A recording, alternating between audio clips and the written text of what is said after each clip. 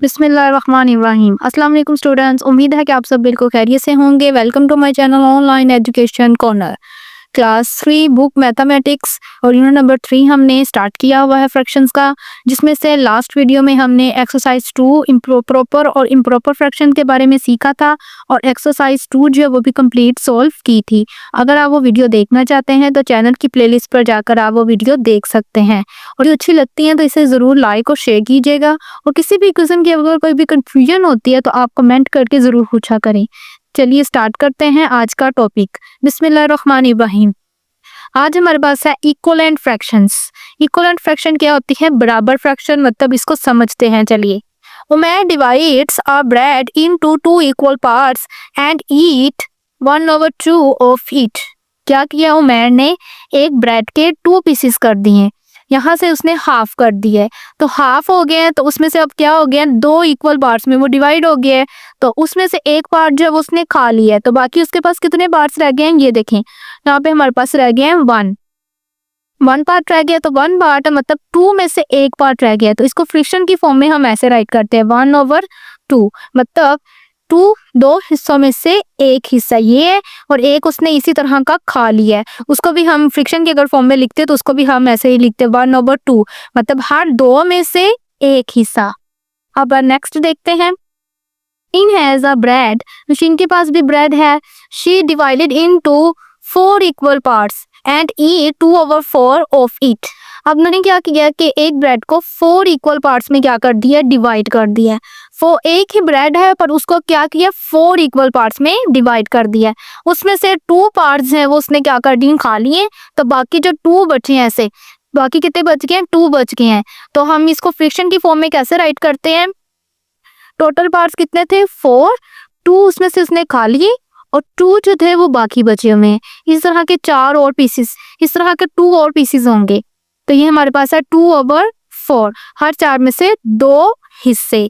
अब नेक्स्ट वाले में देखें, Uzair has a bread, Uzair के पास भी ब्रेड है। He divided it into 8 equal parts and ate 4/8 of it. तो क्या किया उसने? उज़ैर ने एक ब्रेड है उसके पास भी, उसने उसको 8 बराबर हिस्सों में क्या कर दिया है? तकसीम कर दिया है। 8 बराबर हिस्सों में उसने तकसीम कर दिया है। उसमें से 4 पार्ट जो थे उसने क्या कर लिए? खा लिए, तो बाकी यहाँ पे देखिए 4 पार्ट जो है वो क्या हुए हैं? बचे हुए हैं। यहाँ पे इसको हम फ्रैक्शन की फॉर्म में कैसे लिखते हैं? मतलब टोटल पार्ट्स कितने थे? 8 थे, उसमें से खाए कितने? उसने 4 खा लिए, तो यहाँ पे देखिए 4/8 हम इस तरह से राइट इसको कर लेंगे फ्रैक्शन की फॉर्म में।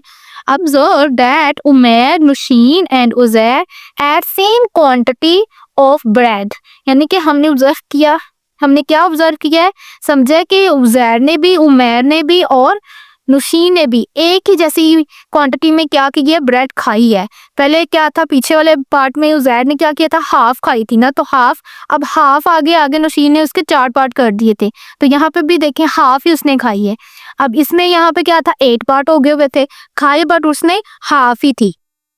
1/2, 2/4 and 8/4 and 4/8 look different but actually they add same quantity of bread। मतलब हमें फ्रैक्शन ये देखने में तो डिफरेंट नजर आ रही है, असल में ये एक ही क्वांटिटी है, इन सब की क्वांटिटी जो है वो सेम है। मतलब पीछे हाफ थी, हाफ के फिर आगे 2 पार्ट्स हो गए हैं और फिर हाफ के इधर यहाँ पे 4 पार्ट्स हैं, मतलब हाफ के 4 पार्ट्स हैं, हाफ के और 4 में तो 8 हो गए थे। मतलब क्वांटिटी जो है वो क्या है? इक्वल ही है, सेम ही है, हाफ हाफ ही सबने खाई है। यहाँ पे देखिए, so we can say that 1/2, यहाँ पे देखिए हाफ थी, हाफ उसने खा ली। 2/4, उसी ब्रेड के 4 पार्ट हुए थे तो 2/4, अब उसी ब्रेड के 8 पार्ट हुए तो 4/8 आर इक्वलेंट फ्रैक्शन। तो हम इसको क्या कह सकते हैं? Equivalent fraction. अब नेक्स्ट टेक्स्ट देखें, यहाँ पे to find equivalent fraction multiply और divide the numerator and the denominator by the same non zero number.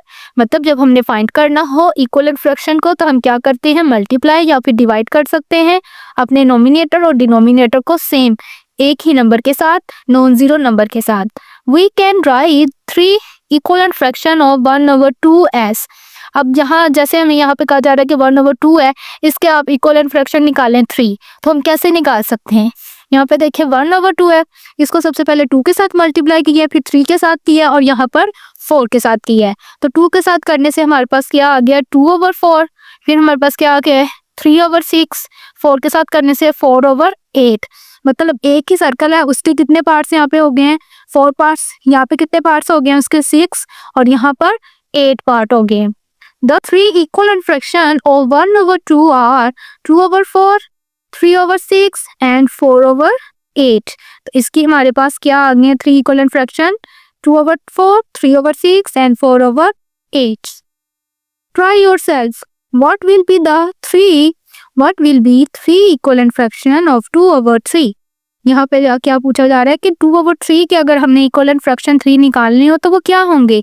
तो ये आपने खुद ट्राई करना है, इसका आंसर आप मुझे कमेंट में बताएं। नेक्स्ट देखिए की fact. To get equivalent fraction multiply numerator and denominator by the same non zero number. Equivalent fraction find करने के लिए हम क्या करते हैं कि हम अपने नोमिनेटर और डिनोमिनेटर को मल्टीप्लाई करते हैं by same non zero number के साथ। चलिए अब नेक्स्ट देखते हैं। अब नेक्स्ट हमारे पास आ गई है एक्सरसाइज 3। अब हम एक्सरसाइज 3 को सॉल्व करेंगे। जो हमने पीछे कॉन्सेप्ट क्लियर किया है इक्वलेंट फ्रैक्शन का, उसी के मुताबिक ये एक्सरसाइज 3 जो है ये सॉल्व होगी। Match the equivalent fraction. यहाँ पे देखिए फर्स्ट पे हमारे पास है 3/5। तो 3/5 की यहाँ पे कौन सी फ्रैक्शन होगी कि 3/5 की हमारे पास होगी, देखें 2 के टेबल में अगर इसको करें हम 6/10 की कटिंग तो हमारे पास 3/5 भी आएगा। 2 के टेबल में 3 पे आता है हमारे पास 6 और 5 पे आता है हमारे पास 10, तो ये हमारी इसके साथ मैच हो जाएगी। इस तरह 5/9 है तो 5/9 की हमारे पास होगी ये। यहाँ पे देखिए 2 के टेबल में इसकी कटिंग अगर करें तो हमारे पास ये 10 जो है वो 5 पे आता है, 18 जो है वो 9 पे आता है। ये हो गई। नेक्स्ट हमारे पास 4/7, इसका यहाँ पे देखिए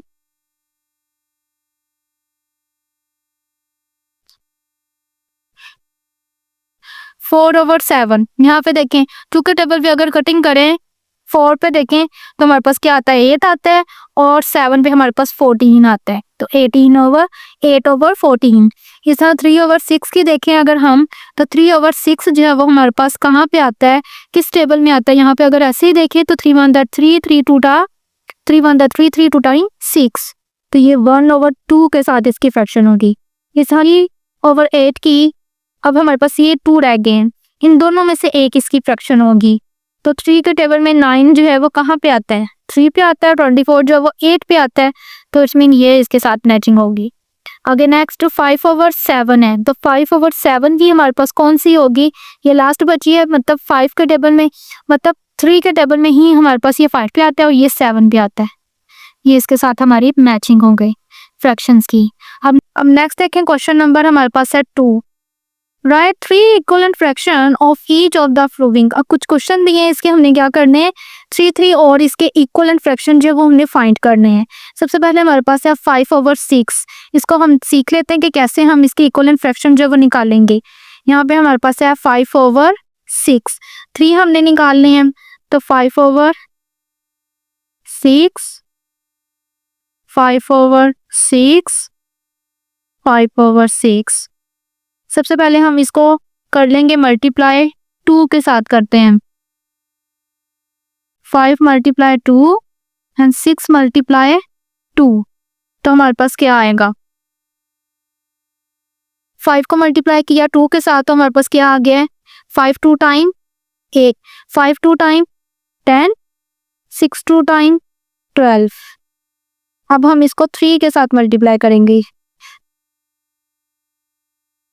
3 के साथ 5 3 टाइम 15 एंड 6 3 टाइम 18। अब नेक्स्ट हम इसको करेंगे 4 के साथ, क्योंकि हमने 3 निकालने हैं इक्वलेंट फ्रैक्शन। 5 को मल्टीप्लाई कर लेंगे हम 4 के साथ और इसको भी हम 4 के साथ। 5 4 टाइम 20 एंड 6 4 टाइम 24। तो यहाँ पे हमारे पास कितने इक्वलेंट फ्रैक्शन हमने इसके फाइंड कर लिए 3 फाइंड कर लिए 1 2 3। फर्स्ट में हमारे पास आया 10/12, फिर हमारे पास 3 के साथ मल्टीप्लाई करने से हमारे पास आया 15/8 और फिर हमारे पास आया 20/24।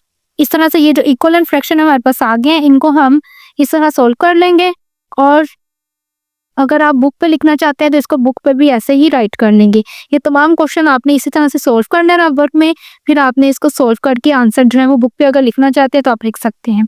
यहाँ पे देखिए हमारे पास है 2/3। इसको हम जब मल्टीप्लाई करेंगे 2 के साथ तो हमारे पास क्या आएगा, 2 के साथ मल्टीप्लाई किया तो 4/6।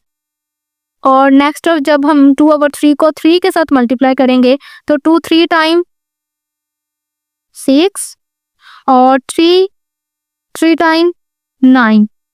और इसी तरह आगे 4 के साथ जब मल्टीप्लाई किया है तो 8/12 आ जाएगा हमारे पास। अब नेक्स्ट वाले में भी देखिए 1/4 है, इसको जब हम 1/4 को 2 के साथ जब मल्टीप्लाई किया है तो हमारे पास क्या आया है 2/8। और ऊपर हमारे पास नेक्स्ट आएगा 3/12। फिर हमारे पास आएगा 4/16।